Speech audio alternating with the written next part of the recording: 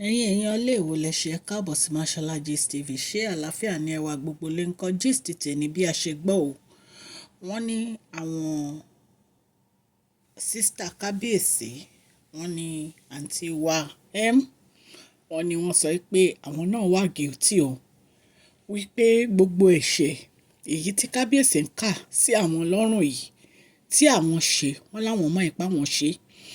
Wọ́n ní ṣùgbọ́n kì í ṣe àwọn nìkan làwọn dá ẹ̀ṣẹ̀ o, wípé àwọn sísítà kábíyèsí àwọn náà dá ẹ̀ṣẹ̀, wípé gbogbo ẹ̀ àwọn jọ fọwọ́sowọ́pọ̀ ni láti ṣe, wípé so kí ló dé tó yẹ pé àwọn nìkan làwọn máa jìyà ẹ̀ṣẹ̀, kí ló dé tó yẹ pé kábíyèsí wọ́n ń punish àwọn tó báyìí, kí ló dé tó yẹ pé pẹ̀lú gbogbo nǹkan tó ń ṣẹlẹ̀ àwọn nìkan ni kábíyèsí dojúkọ, wípé kí ni ó dé tó yẹ pé àwọn sísítà kábíyèsí náà wọn lè jìyà ẹ̀ṣẹ̀ wọn, wípé ṣe báwọn jọ ṣe ni gbogbo àwọn nǹkan tí àwọn jọ ṣe. Wọ́n ní àǹtí wa M ló máa bẹ̀rẹ̀ sí kà, òun máa bẹ̀rẹ̀ sí to gbogbo ọ̀rọ̀ èyí tó wà láàrin òun àtàwọn sísítà kábíyèsí, òun á máa sọ síta. Wọ́n ní nǹkan tí àǹtí wa M sọ nìyẹn, allegedly bí a ṣe gbọ́ o, allegedly bí a ṣe gbọ́ o, ẹ̀yin èèyàn lé.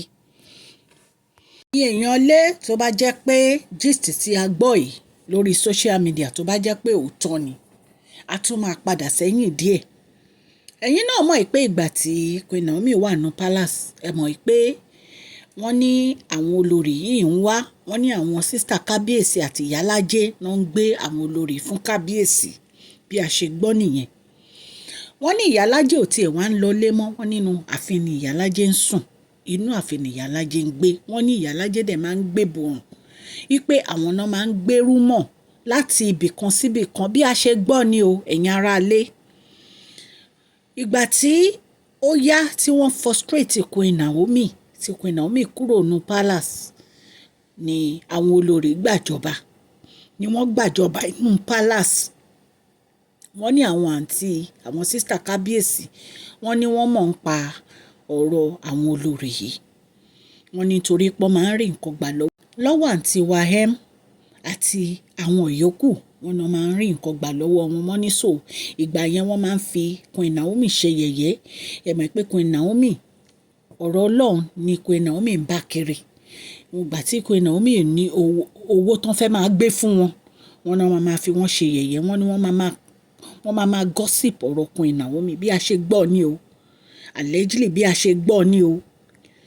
So ní ìsìn wọ́n ní àǹtí wa M jáde, wọ́n ní kí ló dé tí kábíyèsí ń dojú ìjà kà wọ́n nìkan, wípé òun àtàwọn sísítà kábíyèsí làwọn jọ ṣe gbogbo nǹkan táwọn ṣe, wípé àwọn fọwọ́sowọ́pọ̀ láti lé Queen Naomi jáde nínú palace ni, pé kí wá ló dé tó jẹ́ pé òun nìkan ló ń jìyà ìṣẹ̀ tí kábíyèsí ń fi imú ń fọn fèrè nínú palace.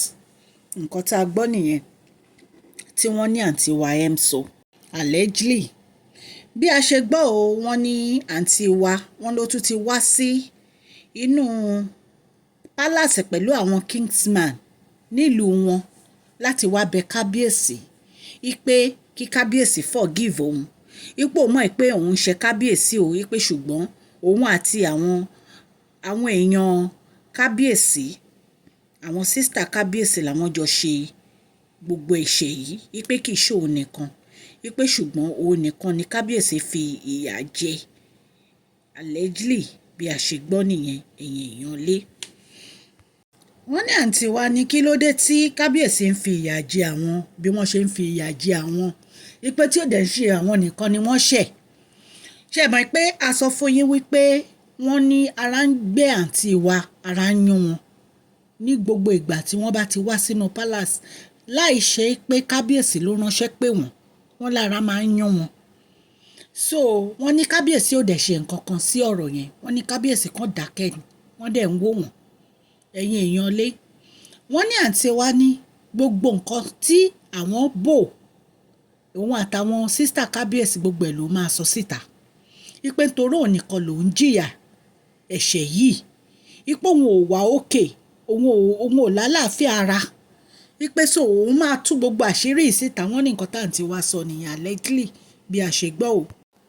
Ẹ̀yin èèyàn lé, wọ́n ní ìgbà tí ara bẹ̀rẹ̀ sí í hún àǹtí wa, wọ́n ní àǹtí wa ò ní any choice, kò sí nǹkan tó fẹ́ ṣe ju wípé kí wọ́n máa sáré kiri ni lọ, kí wọ́n máa lọ sí ilé àwọn tó lè tọ́jú wọn. Wọ́n ní ṣùgbọ́n wọ́n ní kán wá ṣe ètùtù nínú palace, wọ́n ní kábíyèsí ò dẹ̀ gbà wọ́n láàyè. Amújísì yẹn wá náà fún yín ta ní pé wọ́n fẹ́ gbé àwọn èèyàn kan wọlé, wọ́n fẹ́ smuggle wọn wọlé sínú palace láti ṣètùtù pé àṣírí wọn tú. Oríṣiríṣi nǹkan ni àǹtí wa ti ń ṣe nígbà yẹn láti ṣe ètùtù yìí, ṣùgbọ́n wọn ò rí ṣe. Ní ìsìn wọ́n ń ka àwọn sísítà kábíyèsí pé wọ́n mọ̀ nípa ọ̀rọ̀ yìí, wípé àwọn ni kò dé lè máa jìyà, wípé kí ló dé tó yẹ pé àwọn sísítà kábíyèsí ṣe nǹkan kan fún wọn, ó ṣe jẹ́ pé àwọn nìkan làwọn ń jìyà ẹ̀ṣẹ̀ táwọn ń ṣẹ̀ yìí. So bí a ṣe gbọ́ nìtàn ni wọ́n rán àwọn kingsman wá pé kí wọ́n wá bẹ kábíyèsí lórí ọ̀rọ̀ yìí. Ẹ̀yin ará ilé, ẹ jẹ́ kí n kí ẹ̀yin ará ilé káàbọ̀ sí Mashola Gist TV. Mashola Gist TV ń kí yín. Mashola Gist TV ń kí yín. Adúpẹ́ atọ́pẹ́dá.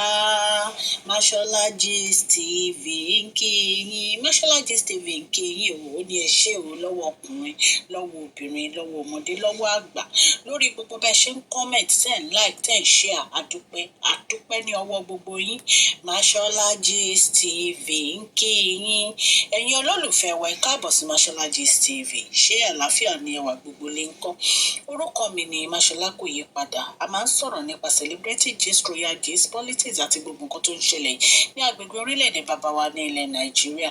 A ń sọ̀rọ̀ nípa celebrity gist, royal gist, politics àti gbogbo nǹkan tó ń ṣẹlẹ̀ ní orílẹ̀-èdè wa. Ẹ̀yin èèyàn lè tẹ́bà tí subscribe, ẹ tẹ notification bell kẹ́ ẹ subscribe so that a bá ti post any gist ẹ máa rí.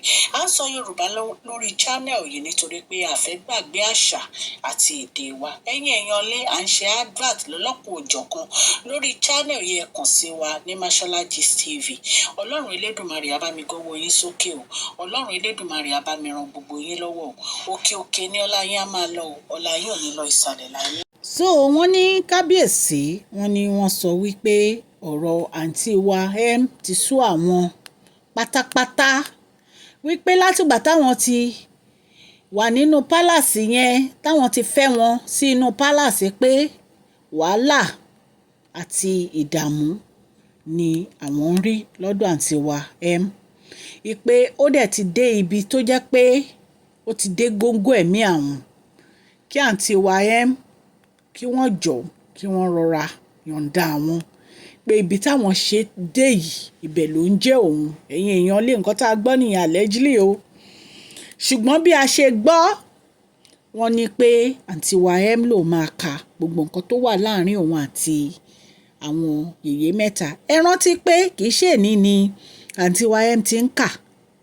Wọ́n ti sọ́rí nígbà tí bàbá wa rọ́pò tán fẹ́ gbé ẹrù wọn síta nínú pálàsì yẹn, tán bẹ̀rẹ̀ sí sọ oríṣiríṣi pé àwọn elder ń gbowó lọ́wọ́ àwọn àǹtí kábíyèsí ń gbowó lọ́wọ́ àwọn jọ lọ bí, àwọn jọ lọ tọ̀hún. Wọ́n ti sọ́rí. So ẹ̀yin èèyàn lé, allegedly bí a ṣe gbọ́, wọ́n ní ó kó àwọn kingsmen wá sí inú palace láti wá bẹ kábíyèsí, ṣùgbọ́n a mọ nǹkan tí kábíyèsí máa sọ, but definitely ẹ̀yin náà ti mọ nǹkan tó máa sọ. Tá bá tún gbọ́ update, a máa jẹ́ kẹ́ ẹ gbọ́. Ọlọ́run Elédùmarè á wà pẹ̀lú etí tó ń gbọ́ mi o. Ní agbára Ọlọ́run, a ní fi ọwọ́ wa, a ní fi gbé ọmọ sí o. Òkè òkè ni ọlá yín á máa lọ o. Ọlá yín ò ní lọ ìsàlẹ̀ láéláé. Please share this video, like and subscribe. God bless you all.